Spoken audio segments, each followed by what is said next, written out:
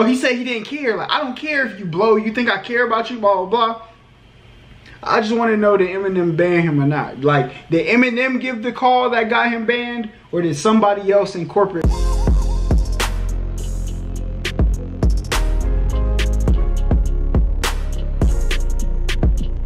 What up, YouTube? It's your boy Big Holly. Y'all already know what's going on. We here. Listen, I reacted to part 1 of the Eminem Kamikaze interview. They dropped the big old bombshell at the end, talking about how's your relationship with Joe Budden and something about why he dissed MGK. Now, I'm not gonna lie, I reacted to Kill Shot by Eminem already. The reason I haven't been reacting to these and I haven't been watching them is because I was sick, bruh, and I couldn't watch them and learn stuff about the interviews and be sick. You know what I'm saying? Because if I watched them, I couldn't react to them genuinely for y'all. You know what I'm saying? But I'm not sick anymore, guys. I'm healthy. So now I can... a lot of people were telling me I was missing bars in Kill Shot because I didn't watch the interviews. So we're here now, my guys. So let's hop into this.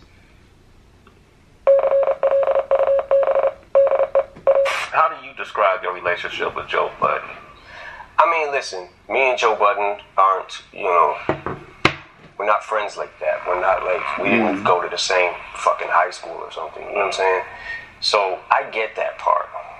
But when I'm out here flying around to different places and doing interviews and trying to use my platform to pump up Slaughterhouse every chance I get, and you're using your platform to fucking trash me, and I'm one of the things that keeps this shit moving. You know what I'm saying? So you're doing something, you got a voice in hip hop, so you actually could be affecting this ship a little bit. You know what I'm saying? Because you don't owe me nothing. But I've never gotten a fucking interview and been like, Joe Budden shit is fucking trash. That last album he put out is fucking trash. Okay, I'm gonna pause it right there. A lot of people don't like me pausing in the middle of people's statements, but I want to say what I have to say before I forget to say it. But anyway, Eminem said, I've never gotten an interview and said your stuff was trash. The only difference I would say between Eminem and Joe Budden in this situation is that Joe Budden was a talk show. What would you consider podcast or Everyday Struggle? It was like a podcast. You know what I'm saying? So I feel like Eminem getting in an interview and saying something is different than Joe Budden in his position saying something. He was trying to be a is it curator? I'm not sure the term that I should use for this, but I think their positions were a little bit different. But we're gonna hop back into the rest of his explanation. So that's kind of the attitude I took to this whole album. Kamikaze is like, all right, what if I give everybody my opinion about them? See, but I'm not gonna say Eminem is wrong though, because Joe could have just been like, you know what, this album, it wasn't for me, you know what I'm saying? But Joe Budden went like off the cliff. My man was screaming. Like in certain relationships, you just can't do that. Like there's like some loyalty you have to have. But let's hop back into this. Let me get my charger. Well, I want to talk about Slaughterhouse because there's a lot of, including myself, people that really feel like the Slaughterhouse saga was unfinished.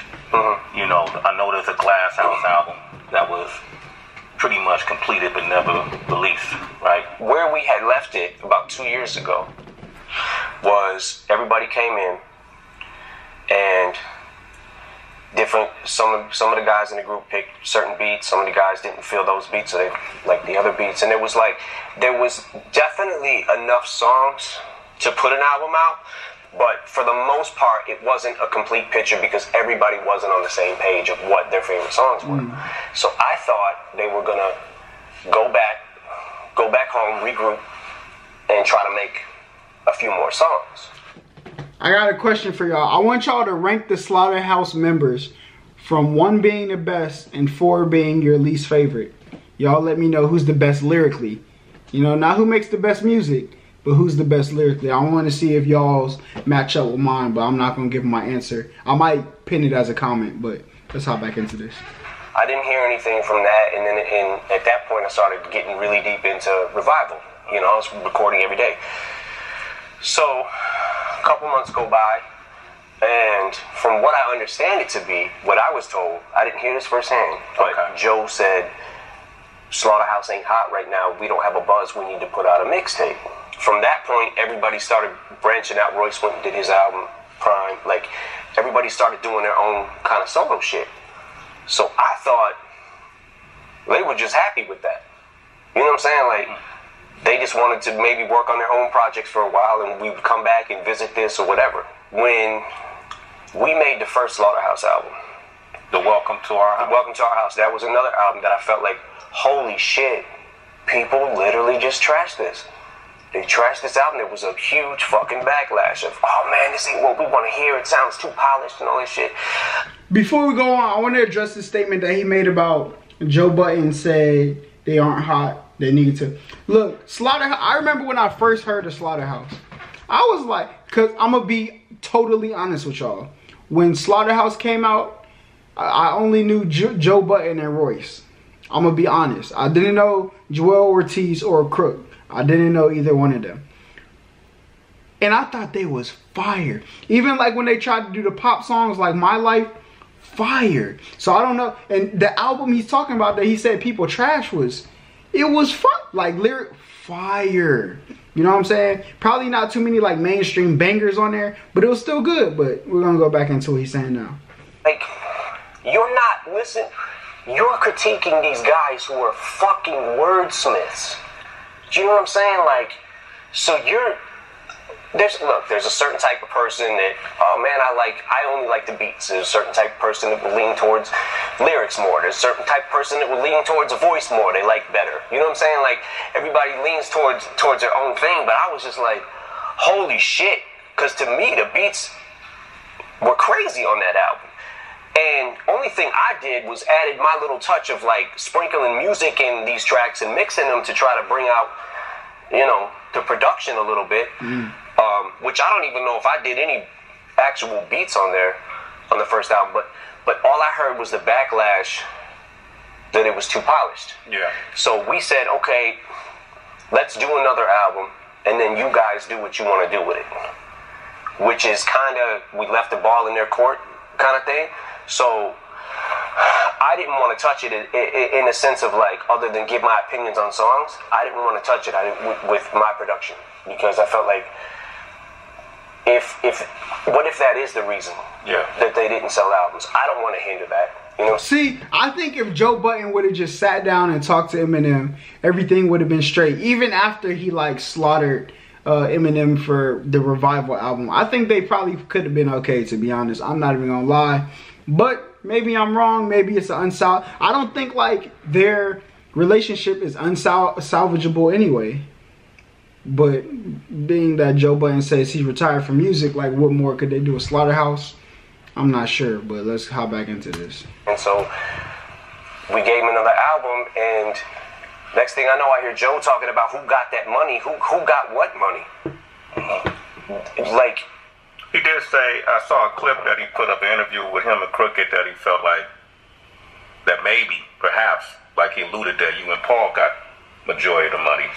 But the album, I hate to say this because I think the guys are super fucking talented, but the album didn't do much to even recoup the first budget. Then we spent hundreds of thousands of dollars on the second album that never came out. What money didn't you get? I don't know if I made a fucking dime off Slaughterhouse. I don't care if I made nothing. I believed in them, so I wanted them to be huge, man. I really did. I wanted a group that lyrical to fucking just bust through everything. You know what I'm saying? And I like these interviews with Eminem because you see more insight into like him as a person, as far as like people who paint him out as this angry like rapper. Of course he's talented rapping and everything, but these interviews gives you more insight to like who Eminem is as a person. But the only thing that he said that I have to disagree with on this last little part is he said, I don't care if I make $1 off Slaughterhouse. Now he probably, okay, now that I'm thinking about it, he probably made it like, all I wanted for y'all to do is be successful. But when he first said it, I kind of took it as like, did you just want Slaughterhouse to be like your hobby or something like that? You know what I'm saying? Like, because things that people want to make money from, they push harder. But now that I'm thinking about it and coming from the place that Eminem probably is coming from, he probably just means like, look, I didn't put y'all together to make money. I'm gonna push y'all as far as y'all can go. You know what I'm saying? Because I care about the group. And I think y'all are that talented enough to take it to the next level. It's not about the money for me. So I think that's what he was trying to say. So I do have to kind of agree with that now that I'm thinking about it. But let's hop back into this. It definitely hurt my feelings a lot when the album didn't do good, the first album. It was just like, fuck, man. Like, when we got CeeLo on the hook of the My Life song, I was like, yo, this might be out of here. What was the You know what I'm saying? meaning behind the line when you said the last hit? I'm paraphrasing. The last hit you got was with your ex-chick. That was what that was. What's that? That was a tap. Just a tap? It was a tap, but it was also saying that his alleged domestic abuse things or whatever, which I'm not going to get into, but I feel like the reason I had to do that is because, like I said, there's a fine line between saying, you know what, this guy's really been cool to me. He's helped me out and tried to help out on many occasions. So I'm not going to go in on Untouchable like that. See, that's perfect. That's exactly what I was saying. When somebody's that loyal to you or somebody's in your camp, like, you are part of, in Joe's position, he was a part of the public opinion. You know what I'm saying? People look to Joe for, a lot of people who watch stuff, this is sad to say, but a lot of people look for somebody to tell them how to feel. And for Joe to hop on Everyday Struggle and just destroy, you know what I'm saying, the Revival album as a whole, or even the Untouchable song that dropped was like the lead single, for him to do that, you're giving people a way to feel about it. Where even if you didn't like it, you and M's situationship, I guess we can call it, y'all situation, you could have, being that the things that happened in the past and the things where you being signed to him, you could have, you know, treaded a little bit more lightly and just said, like, you know what, the song isn't for me, blase blase. So yeah, but let's hop back into this interview. I'm gonna say it ain't for me. I'm not crazy about it. Whatever. But to be the worst song you've ever heard in your life, have you listened to your own shit? Do you not listen back? Because if that's the worst fucking song you've ever heard in your life, I don't know. Yeah, it's interesting. So we'll never see that Glass House album, probably, as far as you know. I don't know. I don't have the answer to that. I want to just make it clear, though, that aside from the Joe shit, I think that Slaughterhouse is one of the best rap groups ever to ever happen. But that being said, I wish their first album would have connected. Yeah. To more people than it did. I don't, to this day, I still don't. Me and Paul are like, what the fuck happened?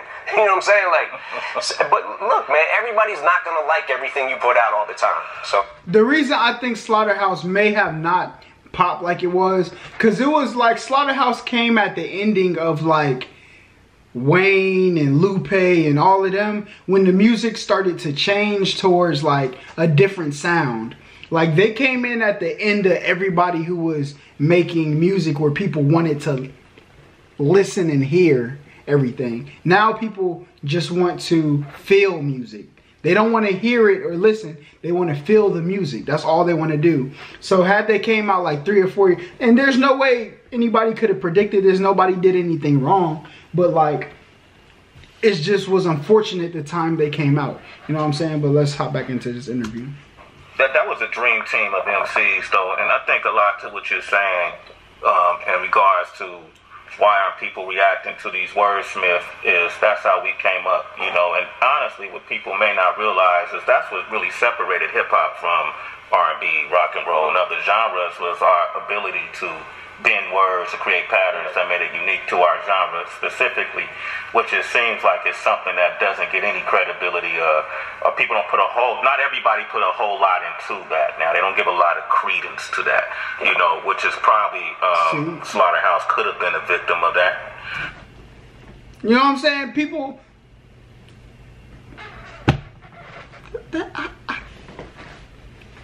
Listen, Sway, sign me. You know I'm smart. You know I'm smart. Listen, let me go work for Shade 45. I'll be on the next plane to Cali tonight. You know what I'm saying? That kind of ideology. You also, in this album, you went in on MGK. You guys had a discrepancy. He mentioned it in his response song, Rap Devil. You know, that was called Sway and ask him why I can't get on Shade 45. That was in response, so I've seen him on the street once, and I didn't know he couldn't come up to Shade at that time, 4-5, and I said, man, come on up, man. And then I had to see him again and say, hey, man, I don't know what the shit is, but until that gets cleared up, there's no way I can have you on there. What's the shit with that? What happened? Well, the shit is, just for the record, the thing that was going on that he was saying about my daughter, I didn't even know about that until... Okay, never mind. I'm not gonna pause it yet.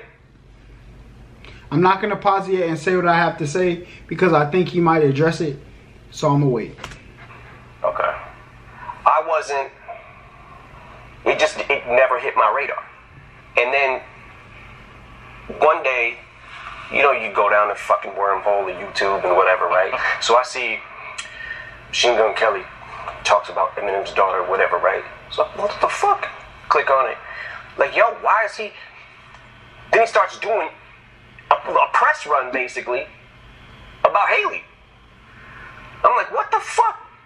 Yo, my man better chill, right? So, that's not why I dissed him. The reason I dissed him is actually a lot more petty than that. Okay.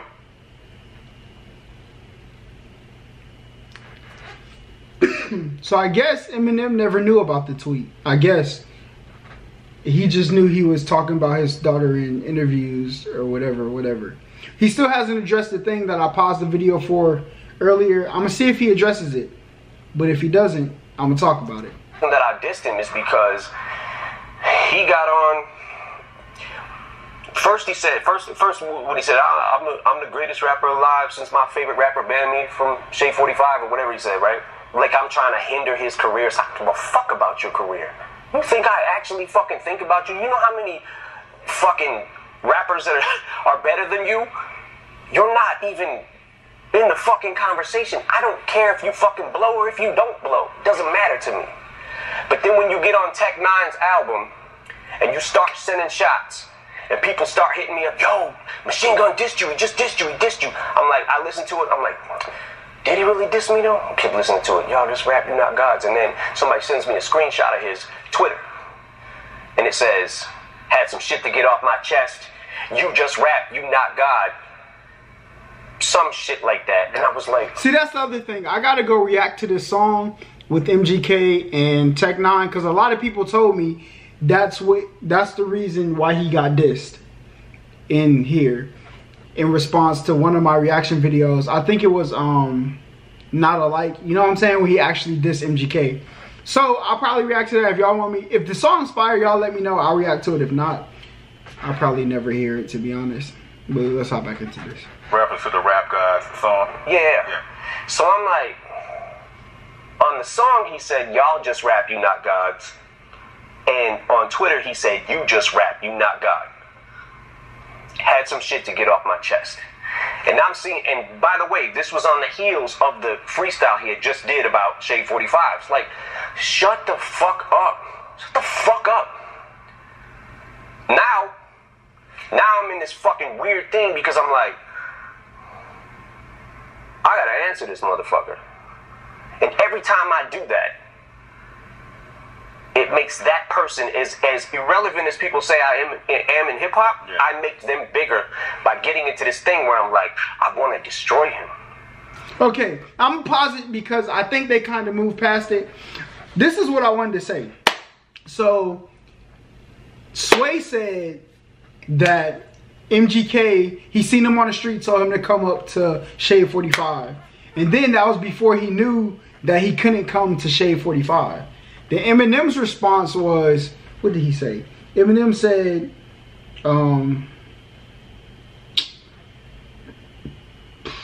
whatever. Basically, like, I want to know. Oh, he said he didn't care. Like, I don't care if you blow. You think I care about you? Blah, blah, blah. I just want to know, did Eminem ban him or not? Like, did Eminem give the call that got him banned? Or did somebody else in corporate was like, because mind you, I've said this in a couple videos so far. MGK is banned from Coachella. The Fader magazine, they won't publish anything with any of his music in Fader. Like, so maybe it could have been somebody else in Shade 45. I just want to know, was Eminem the one who gave the call to get MGK not to be able to come up to Shade 45? That's all I want to see what was addressed. But apparently, I mean, they've kind of moved past it. Eminem didn't say he did or he didn't. His answers kind of swayed towards he didn't. But I just want to know the truth. That's it. I also don't want to make him bigger.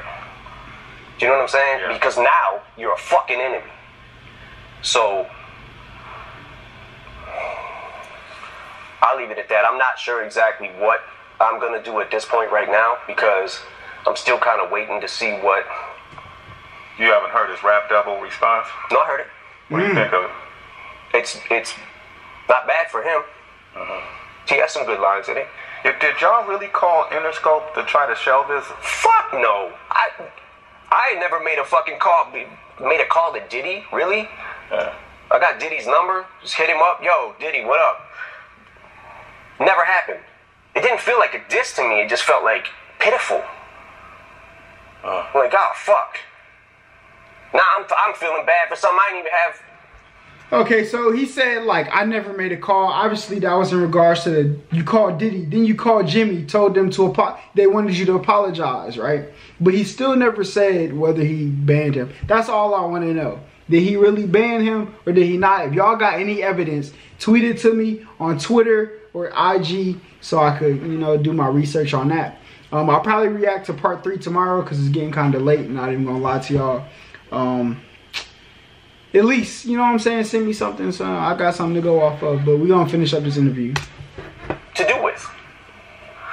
So that's how that happened. So he made a reply to my reply. So regardless of what the fuck he wants to say, oh, it was from 6 years ago. Motherfucker. Shut the fuck up. Shut the fuck up. Wait. I'm telling you the reason I dissed you now. Yeah. I'm telling you. And I'm gonna sit back and I'm gonna wait for a second just to see, because if people start firing off and I try to answer every fucking buddy that I dissed on Kamikaze or had words about, I'm gonna be going the next 5 fucking years making diss song after diss song. You know what I'm saying? So, yeah. Like, you gonna get hit though. Bruh. Dre's all over this project. Dre's input was all over it. There's a couple songs that he kind of deaded them just because he didn't have a good reaction to them, and he also felt like one of them was going a little far. Listen, Eminem, you have been the king of going too far forever. Unless it was like something like what you said about Tyler, where in the climate it's not really good to say. I would agree with taking it off, because you can't be willing to destroy yourself to destroy somebody else. You know what I'm saying? You can't do that.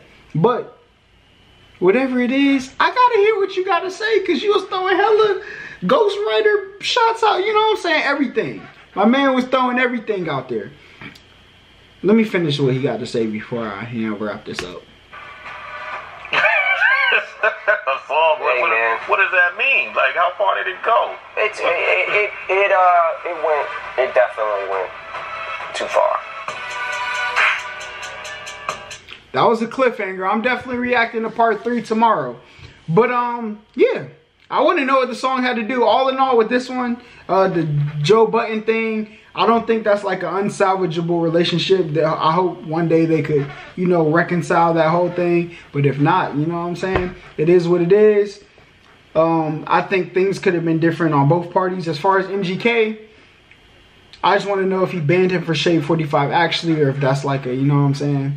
Like, I don't know. That's all I want to know. And what was the other thing with MGK? Whether he banned him or not. And I want the beef to keep going. Not like the beef. I want the rap battle to keep going. I get what Eminem says. He was like, it was some good lines for him. Because if Eminem said half the stuff MGK said, people would have got him out of here. But for our expectations for MGK, people are just, oh, the fact that he even responded to him, they give him like extra points for. I mean, I think the song was good as a diss track. He had more personals besides punchlines. But me being in the battle rap and the way battle rap climate is now, everything's not about punchlines anymore. It's about attacking the person. You know what I'm saying? And y'all go watch my reactions if y'all want to know how I feel about both. Let me know if y'all want me to tell y'all who I think won or is winning. You know what I'm saying? But y'all like, comment, subscribe. It's your boy Big Holla. And we out of here. Thought this was my all, but it isn't. They would've blamed God, but I didn't. My whole team took it in stride. We ain't never took no pride. Our love for this game is the reason why we in it. They thought this was my all, but it isn't. They would've blamed God, but I didn't. My whole team took it in stride. We ain't never took no pride. Our love for this game is the reason why we in it. You never compromise and show no change, but we still about to blow no propane. I got these thoughts of suicide. Since these people want me dead, I'll take a bullet to the head like Cobain.